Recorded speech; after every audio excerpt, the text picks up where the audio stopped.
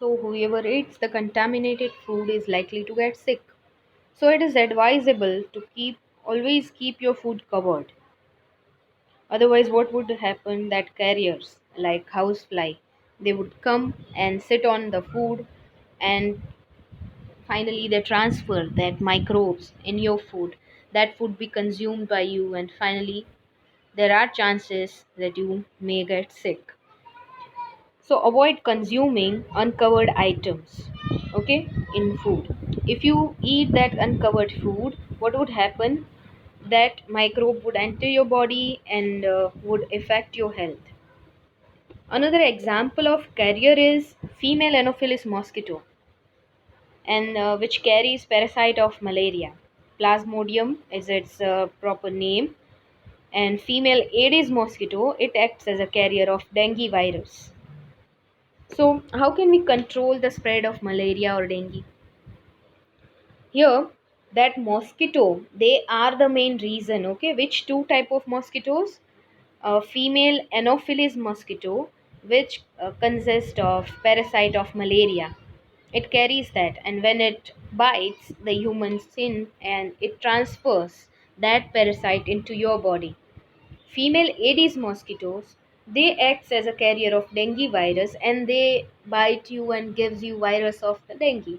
Okay, so in one case it carries parasite of malaria, and in another case it carries parasite of dengue virus. Virus of dengue. Okay, so how can we control the spread of malaria or dengue? So for that, the main reason is mosquito. So its growth, its breeding should be stopped. But how that occurs? How that number of mosquitoes increases around you? So the main reason is that water which is contained, and it stays like that for a longer time, and it creates that growth of mosquito in great number. Okay, here Paheli, she reminds that why does teacher keep telling us not let water collect anywhere in neighborhood? Okay, teachers always tell you that you should not allow water to collect around you. Okay, so that water, it would allow mosquitoes their growth, and that mosquito would breed in water, and finally the numbers of mosquitoes would increase. Okay, and so we should not allow the water to collect anywhere in coolers or in tires or in flower pot, etc. Any place where there are chances of collection of water, you should clean that area should be dry. Okay, so wherever water is collected, mosquitoes would like to breed there, and finally that mosquitoes would increase, and they would come to you, bite you, and give you malaria or dengue such disease. So we can prevent their growth by doing that we will keep our surroundings clean and dry. We can prevent mosquitoes from breeding in that way. Okay, and try to make a list of measures which helps to avoid the spread of malaria. You can make a list that what you can do to prevent this. So one of the point you can include here is that you would not allow water to collect in that areas. Okay, in in any of your neighborhood, you would not allow that mosquitoes to breed there, and for that, that water should not be there, that area should be dry and clean, because sometimes that areas are remain unseen. Okay, that water remains there as it is, like in coolers or in flower pot. So you should keep checking and cleaning those areas, and keep that areas clean and dry, so mosquitoes would not breed there, and finally you can stay safe. Other things you can use is mosquito repellers. Okay, like good night liquid, or kind of sticks, okay, incense sticks which you use to repel mosquitoes. Okay, so sleep well incense stick, or good night liquid. Okay, or all out. These are example of such mosquito repellers which repels the mosquitoes out of your house, and you can be safe. Or other skin creams are available in market which prevents mosquitoes from biting you, but that is not the solution. You would be keeping the areas clean. Okay, by using creams that prevents the mosquito bite, but breeding of mosquito can be stopped only when you keep your surrounding clean and dry. Okay, so keep this in mind that mosquitoes, its breeding should be stopped, okay, because it gives the diseases like malaria and dengue. So let us keep this in mind that we would keep our surrounding clean and dry. Okay, students? Here, one table is given that some common diseases which are caused by microorganism. These are listed here. That some diseases are because of bacteria, some are because of virus, and what are its causative microorganism, what is its mode of transmission, that how this disease is transmit, and what are its preventive measure. So your first one is tuberculosis, which occurs because of bacteria. Tuberculosis is also commonly known as TB, okay, which spreads by air. Another example is measles. So measles is because of virus and it spreads through air. And in case of measles, some of its symptoms are given here. Let us see. Um, Here we have one image for that. Um, yes, here. So measles, here its symptoms are given.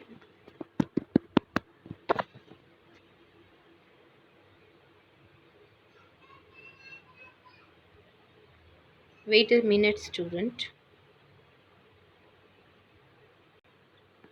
So measles symptoms, they don't appear until 10 to 14 days after exposure. If one has got measles, then in 10 to 14 days symptoms would not seem. And that symptoms include cough, runny nose, inflamed eyes, sore throat, fever, and red blotchy skin rash. So these are symptoms that occurs when measles is there. So pain is there in muscles, and other pain areas are whole body. That fever is there, malaise, fatigue, or loss of appetite is there. Okay, nasal symptoms are that runny nose or sneezing might be there, and other common symptoms are skin rashes and conjunctivitis may be there, which it means inflamed eyes, okay, and diarrhea might be there in some cases, headache, okay, so Koplik spots, and sensitivity to light, that person might not like the light, sore throat, or swollen lymph nodes are there. So these are symptoms which are there, which are seen when measles is there, okay, and that is because of this virus, okay, and it spreads through air.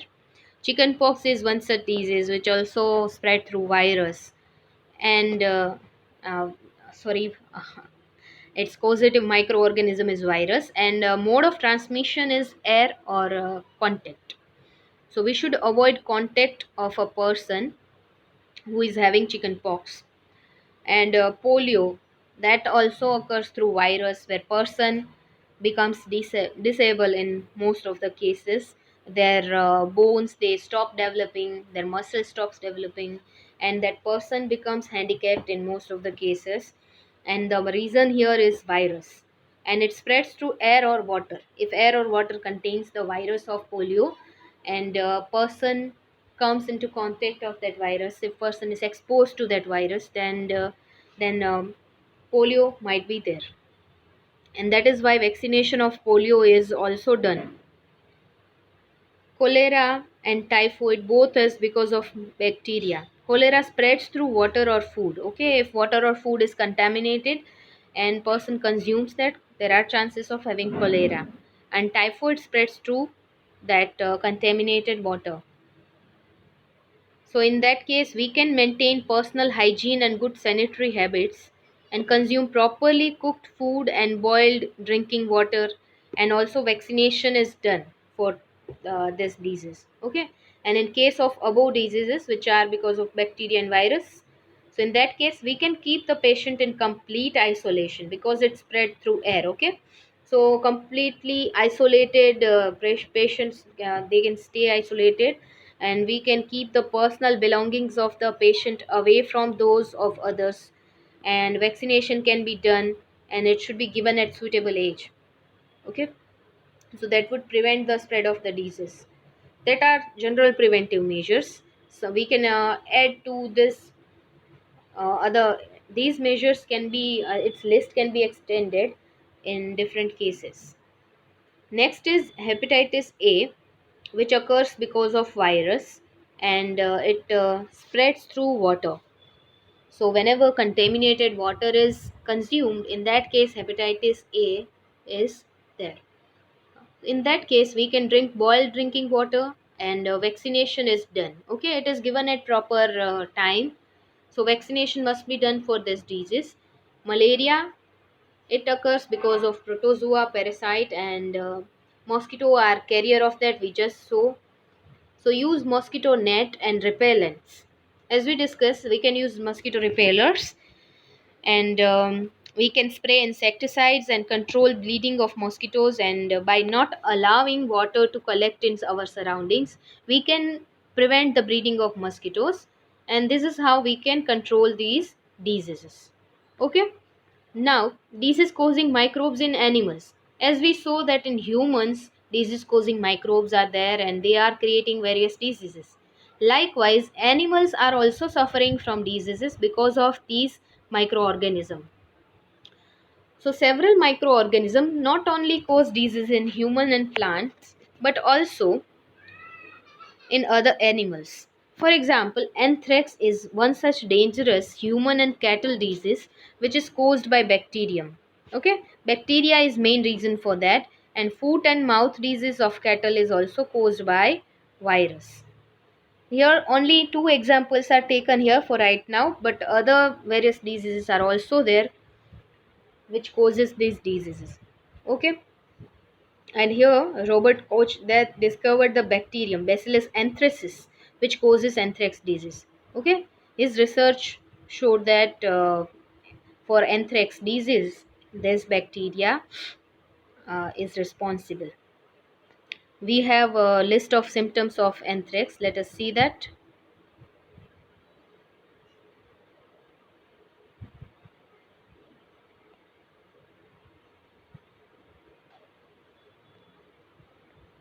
So here, anthrax, it requires medical diagnosis. In that case, if you see symptoms of anthrax, then animal or that human, they should go for diagnosis. And symptoms depends on route of infection, that how that person or animal is infected. Based on that, that symptoms would appear. They can range from skin ulcer with a dark scab to difficulty in breathing. Okay, there might be difficulty in breathing, or there might be skin ulcer, and people may experience pain in chest or muscles, and on skin blisters are there, dark scab is there, sometimes small bump or ulcer are there, and whole body would feel fever or malaise. Respiratory symptoms are respiratory distress is there, means there would be difficulty in breathing, shortness of breath is there, and also common symptoms are like coughing, headache, itching, nausea, sore throat, or swollen lymph node are there. Okay, the so swollen lymph nodes, these are symptoms which would appear when anthrax is there. Now let's get back to text. So these are disease causing microbes in animals. Other example for animal disease is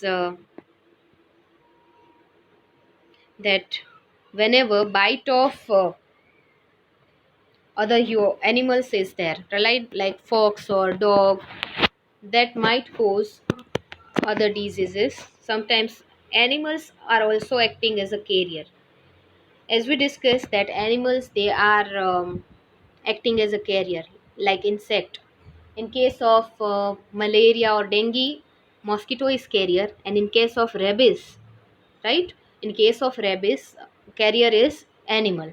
Okay, if any animal is rabid, means that animal is having rabies or virus of rabies in its body, then that would act as a carrier, and to whichever animal it would bite, that animal would get rabid. Or if it bites, if that dog or cat or fox, if that is having that virus in its body, then it would bite to human, and that human would also get rabid.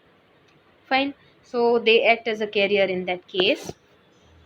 Disease causing microorganism in plants. Plants are also facing such diseases because of bacteria or virus, and sometimes fungi also. Several microorganisms, they cause disease in plants like wheat, rice, potato, sugarcane, orange, apple, and others. The diseases reduce the yield of crops. Whatever yield we are expecting in that case, that would reduce because of these diseases, because they would affect the growth, and the yield would reduce. Here one table is given for plant diseases, and these plant diseases, they can be controlled by using certain chemicals which kills the microbes, like we use insecticide in agriculture, right? You remember we were using insecticides or weedicides. So such chemicals kills that microbes which are causing diseases in plants. Fine. And here examples are given. First one is disease because of bacteria, and its name is citrus canker, and mode of transmission is air. Another example is rust of wheat, which occurs because of fungi, and mode of transmission is either air or seeds. Plant diseases include a yellow vein mosaic of bindi, okra. Okay, in plants of bindi or say okra, microorganism virus, here main reason for this disease is virus, and mode of transmission is insects. Some insects are carrying this virus, and whenever they are on that plant, that virus transfer to these plants, and that okra, its plant, they get yellow in mosaic. Okay, now we are done with this point, which includes various diseases in plants and animals, and in humans also. So, in these two lectures, we concluded that microorganisms are harmful in this way, that they causes disease in human beings, mainly mosquitoes, which are spreading malaria and dengue like diseases. Other diseases, its list we saw, and what are its causative microorganism, what is mode of transmission, what are its preventive measures, and disease causing microbes are also in animals and plants. And what can we do for plants? We can use such chemicals which kills these microbes, and for animals we can go for medical diagnosis of them, and vaccination should be done regularly in case of dogs.